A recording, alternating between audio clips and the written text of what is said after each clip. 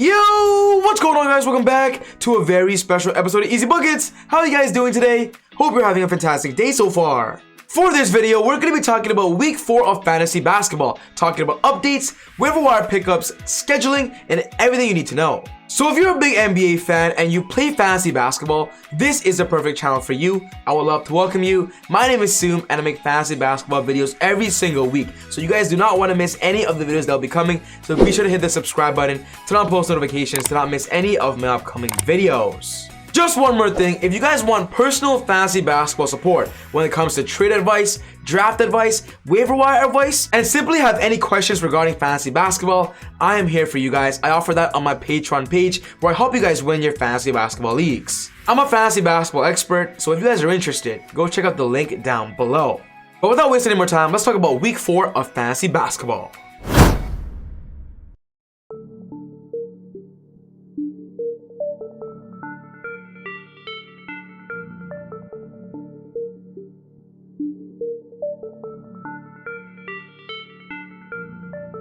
Starting off the video, we're going to be talking about the schedule for week 4, talking about teams that have 4 games, 3 games, and 2 games. And this week, there are going to be 2 teams having 2 games. The teams that will be having 4 games are the Atlanta Hawks, the Brooklyn Nets, the Hornets, the Bulls, the Nuggets, the Warriors, Clippers, Lakers, Grizzlies, the Miami Heat, the Milwaukee Bucks, the Timberwolves, the Pelicans, the 76ers, the Suns, and the Portland Trail Blazers.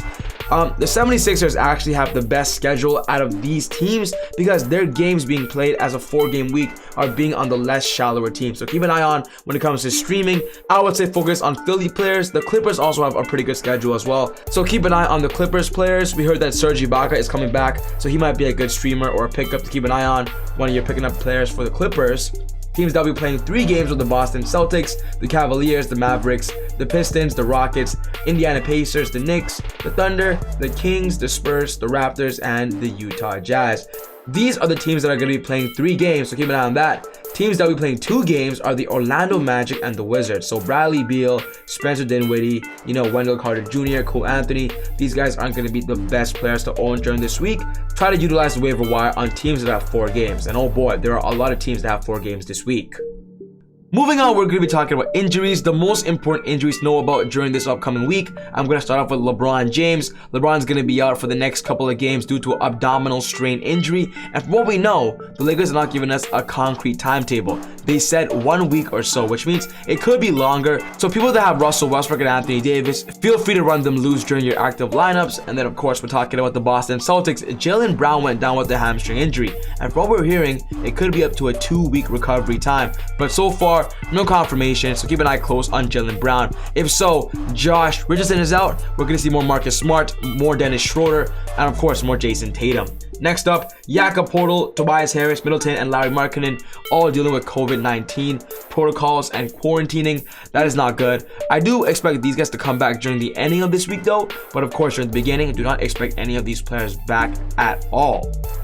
Moving on, we're going to be talking about must-own players right now that I believe could be lingering around your waiver wires. I believe these players have found a good spot on your fantasy basketball squads when it comes to long-term value and, of course, temporary value. Seth Curry should be owned. He's a big-time factor right now for the 76ers, even with or without Tobias Harris. Sengun of the Houston Rockets getting a lot of minutes at the starting center. He's the starting center now over Daniel Tice, and, of course, as the season goes on, he's going to keep getting better and better, and, of course, his efficiency is going to get better. Cam Reddish right now is the 6th man for the Atlanta Hawks and is getting consistent production, consistent minutes. So Cam Reddish is a must-hold until he ultimately gets traded during the NBA trade deadline. And Jalen Brunson is getting a lot of minutes off the bench for the Dallas Mavericks as their backup playmaker, their backup point guard. Jason Kidd loves this guy, and Jaylen Brown put up some monster stat lines in last week's matchup. So, of course, this week, Jalen Brunson becomes a must-own. Then there's Carmelo Anthony, the 4th scoring option for the Los Angeles Lakers behind LeBron, Russell Westbrook, and Anthony Davis. Carmelo Anthony right now is averaging about 17 points per game. And I don't see that stopping because the Lakers need a scoring spark plug off the bench, and Carmelo is their guy. So Melo should be must-own in 12-team leagues for sure. The last but not least, I'm putting Grayson Allen on this list. Right now, without Chris Middleton and Drew Holiday getting injured there and there, Grayson Allen seems to be a focal point for the Milwaukee Bucks. So Grayson Allen must-own. He had a game scoring 22 points and 6 threes, and honestly, I do believe he deserves to be on a team in 12-team leagues.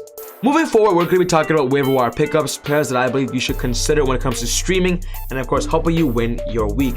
First up, we got Shake Milton. He's going to be a big part of the 76ers without Ben Simmons. He's had a couple of good games over the past few days. He's not a must-own though because he's competing with Tyrese Maxey, but Shake Milton is a good streamer for this week.